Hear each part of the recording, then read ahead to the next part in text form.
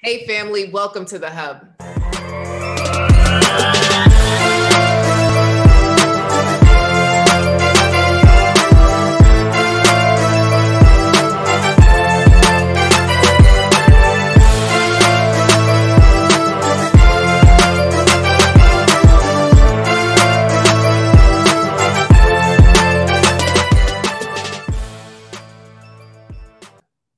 Oh my goodness. So today I have Kerry Ann DaCosta, speech pathologist. So excited to have you, Kerry Ann. Welcome, girl. How you doing? What's up? I'm wonderful. Thanks, Coach Cass. Thanks for having me. I'm so excited to have you on the show. So, we're nosy girls. So tell us a little bit about your love journey.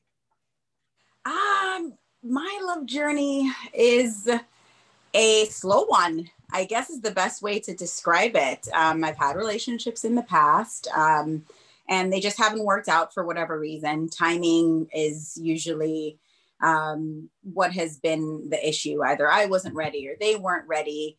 And, during the pandemic, the journey has been on pause. Let's put it that way. So my journey is slow, but I'm very hopeful for what's to come. Yay, hopeful. So what's your question for me, Kerry Ann? What you got brewing? So I am a traveler. So I'm a travel medical speech pathologist. So I go from city to city 3 months at a time. If there is an opportunity for me to extend, I'll stay there a little bit longer. So for example, I've been here for about 6 months in California, and I'll be extending for another 3. So my question to you is, what's your advice for a woman who is a mover and a shaker and is going around? How do we meet people, and how would you approach that conversation when that comes out? Because I feel that's always a concern for people is, well, you're going to be leaving soon. What would your advice? Oh man, that's a tough one, right, Kerry Ann? And I know that's your reality, and so many women that listen to this podcast is you just have to go. And that's what it is. A part of it is putting in your mind that love can be found anywhere, right? Because I know a part of it is like, okay, well, I'm not sure if I'm going to stay here. So then you don't really try that hard or really try and connect that much because you know that the ending date is soon. So you say, okay, well, maybe I'll go on a date. Maybe I won't because I'm not going to really be here. So then it's a part of, how do you view love? Do you view it as temporary or do you view it as permanent? That's the first thing that comes up for me. So what would your answer be for that? It's permanent. It's definitely permanent. Love is permanent. And that's also another challenge too, because you don't want the person to feel like you want to marry them tomorrow, but at the same time, you want to take advantage of the opportunity where we are in the same place. So it's definitely permanent in my head, but I always feel like I want to make sure that I don't perceive, I don't want to push off that I want it tomorrow. Let's go. Hey. So I think it really is pretending as if you're not leaving. Because what you just said is that you have a contract and then you could end up extending, or you could actually apply to another contract in the area or within driving distance. So part of it could be saying, you know what, I'm here. I'm going to be present to the fact that I'm here and see what's available here. And don't look at it as, okay, I got 17 weeks to go. So if this doesn't move along, I'm just going to have to cut it. So there's no love lost, right? So a part of it is, okay, so if love is permanent and I attract love and the person who's right for me will understand, then as you date, it's not focused on I'm leaving soon versus is this just the right connection for me, right? Because I feel like you still have that filter that you're going through, like, okay, like, when do I bring this up? It happens. And it's something that people feel. So a part of it will be is one, since love is permanent, I am going to be present to the person in front of me and just see how we connect, period. Yeah. Because at the end of the day, I can work this out. Because I'm a travel medical practitioner, I have options, right? And that option could be to stay. How does that resonate with you? Yeah, very true. Very true. And I do consider that, I'm a free agent, honestly. That's the way I consider myself as far as my job as well. I'm not married to any particular city or place right now, but if the opportunity presented itself, I would absolutely set roots and make a home of a permanent place. Yeah. So for you and anyone listening on the travel scene, I definitely, it's still go for it, because at the end of the day, nothing else is promised. And it really does. I know it sounds cliche, but it all will work out. So what are you doing currently to meet people? Not much. I have to be honest with you, not much. I dabble in the online dating. It's not my favorite. It really isn't. And I know that's probably, if I have that in my head and I approach it that way, then that's probably the outcome that I'm going to get. So I do enjoy meeting people organically. That's usually what has worked out for me in the past. But right now I'm not doing anything actively, honestly. And it's challenging to go out and to try to meet people. And when you see people, all they're seeing is, a quarter of your face. So it has been challenging. But right now I'm not doing anything. I just turned off the app, because I needed a break. I needed a second. Sometimes it gets to be too much, or it's just frustrating. And so, currently I'm not doing anything, to be honest. Okay. So since you're not doing anything on the apps, right? Have you met some cool coworkers? No. Okay. No. It's a small town. I'm just going to be honest with you. It's a small town. And believe it or not, there's not that many men that work in the hospital. There's a lot of women that work in the hospital. But women know men is what I'm saying, right? True. Very true. So you're in town, they've lived here, right? Yeah. So who's to say that they don't have a friend? You said organic. So have you shared at lunchtime, at snack time, at meeting time, like, hey, do you know any eligible bachelors here? So I haven't specifically said that. I know sometimes, they'll say, oh, I wish you would stay. And, I'll joke around. I'm like, find me a husband and I will. And so I do kind of make those kind of jokes just to plug it in that way. And yeah, there have been people in other assignments who have tried that way and say, oh, I know somebody, I have someone I could link you up with. But again, there is that challenge now, and hopefully that will change soon in the future, that you can have a setting where you can go somewhere and meet someone. But I think everybody right now is just a little concerned about socializing. Yeah. So. You could still do a 6-foot walk in the park and sit at the table. Like, people do it. Okay. Well, a lot of my clients are still getting out there, even in the cold, to go on dates and meet people. So I would say, don't put it out of your mind just yet. Wear your mask, be safe. Absolutely. Absolutely. You can still connect with folks. So, okay. Online dates are off, or online dating app is off. 2, you may just be a little bit more specific to your coworkers. Okay. So 3, since you're not going out, how else can you connect with someone? Then there's still social media. Yeah. So in terms of social media, there's the new hottest thing, Clubhouse, right? Yeah. Where everybody is like obsessed.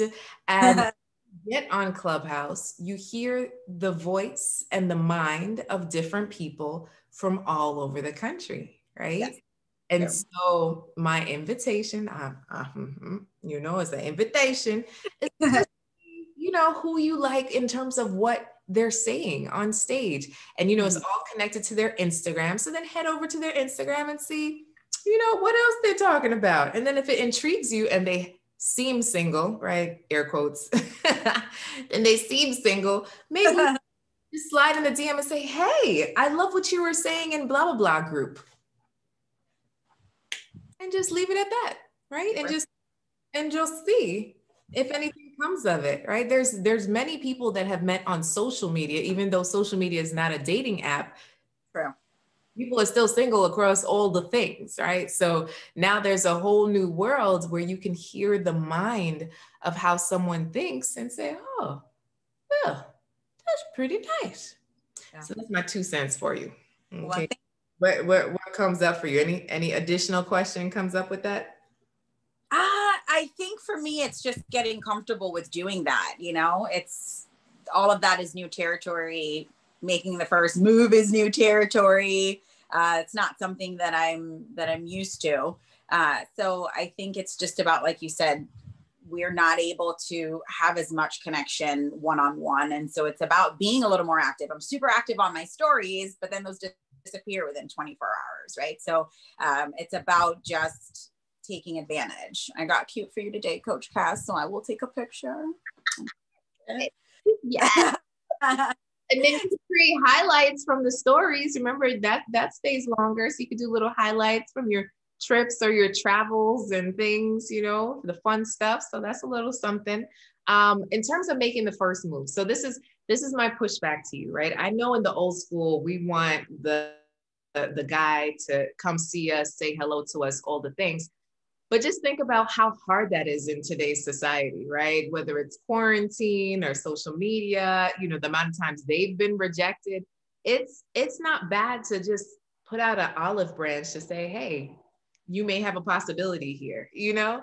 Like I know a few men that have never hit on women just because they were also introverted, right? So just remember different personality types, and they're married now, you know, so it's like, somebody had to say something. So you specifically are saying, okay, well, I am going to wait to be fully found in the crevices of my home. Yeah. In the back layer, like who is going to find you? The Amazon Prime man or the Uber Eats man? Which one? And none of them are there because I'm at work. So true story. Yeah. I gotta branch out. Right. Get my branches together. So I'm sure. You got to put the little olive branch out and understand, Carrie Ann, this does not mean that you're desperate or thirsty or any of those things, right? Because you are a whole woman, a wanted woman, like you got it going on. But at the same time, if you're so busy, how is he going to connect with you unless you say, hi? Yeah.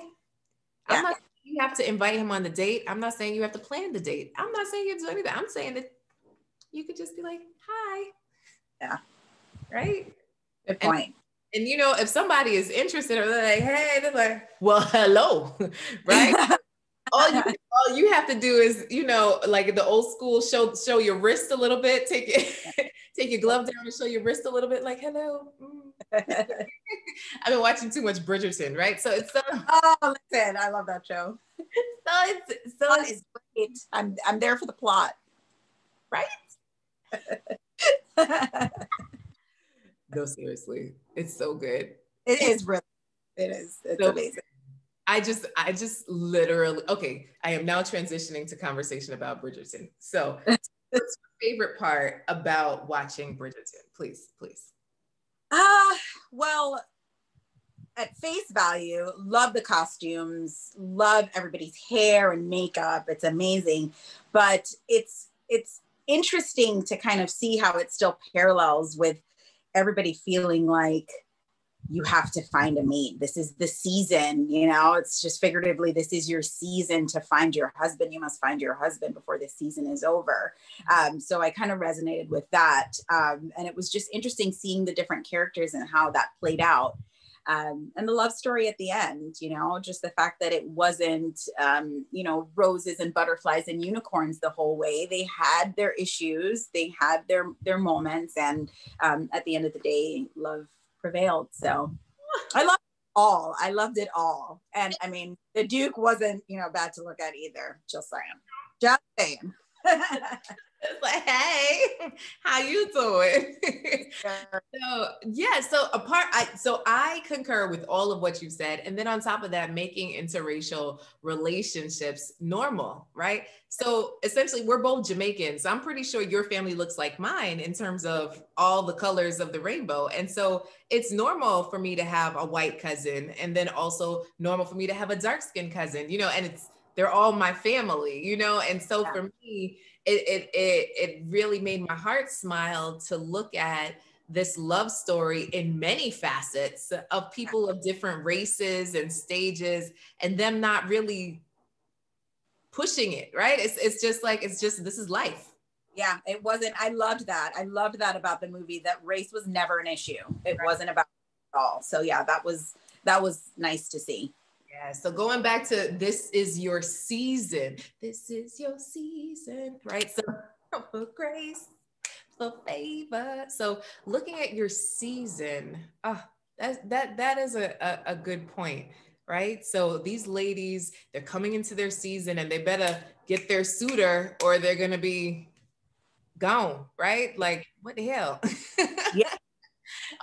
Or let me just pick up this old guy so that I can have somebody to take care of me, right? So for all those listening, I'm pretty sure that has kind of gone through your mind, the settling type of thing.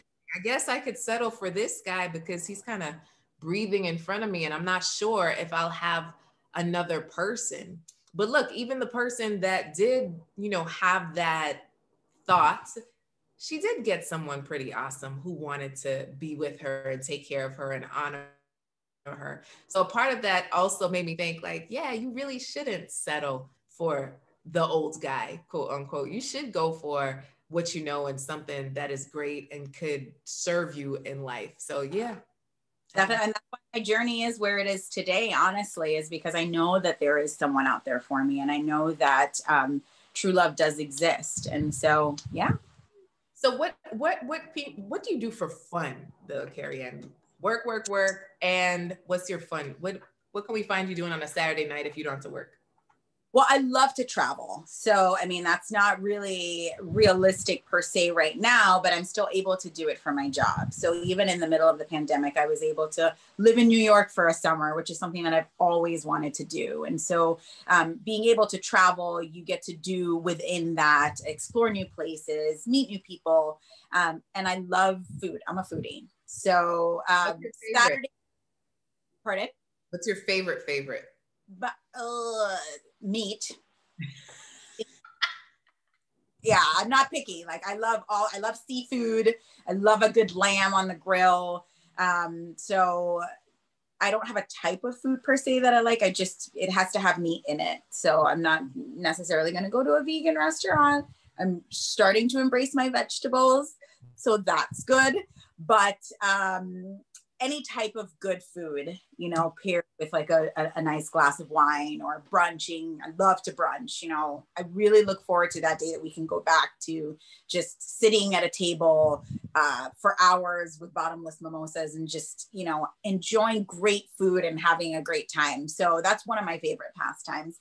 And just outdoor things. I love to do adventurous things. You can see me, I went to Costa Rica for my birthday year before last, and it was one of the best birthdays ever. We went zip lining, and then afterward we went horseback riding, took a nap, had a great dinner by the beach, and then we went to a club, just a few of us, and partied. And it was the best birthday ever because it kind of encompassed all the things that I like to do.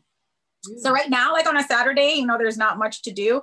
I cooked myself a really nice dinner, and that was it. Okay. Well, hey, y'all heard it here. She could cook. She likes adventure. She likes to dance. So if anybody wanted to get in touch with you and maybe slide in a DM, how could they do that? So I am on Instagram, and my handle is KerriD08, KERID, the number 0 and the number 8. Okay, Carrie D. And does the 08 have any significance? It does. I'm the number 8 on my line. Oh, you're number 8 on your line. And yeah. Which sorority are you a member of, my dear? Let's just say I've been an extremely, extremely happy lady since Madam Vice President been elected and is in office. I'm a proud member. Well, congratulations. Alpha Kappa. Yeah. I love it. Well, thanks so much for just gracing us with your presence and sharing your story. I'm pretty sure that this conversation has helped some folks to just start to think about, what does it mean to love while on the go, right? And that love can still exist But first, we got to make time for it. Second, we have to think of things as permanent and not temporary. And third, we got to tell people around us, but they just might know somebody. So thanks so much for tuning in. And please do follow me at Inspire Many on Instagram and share, your thoughts from today's episode. We appreciate you and we'll see you next time. Bye. Yeah.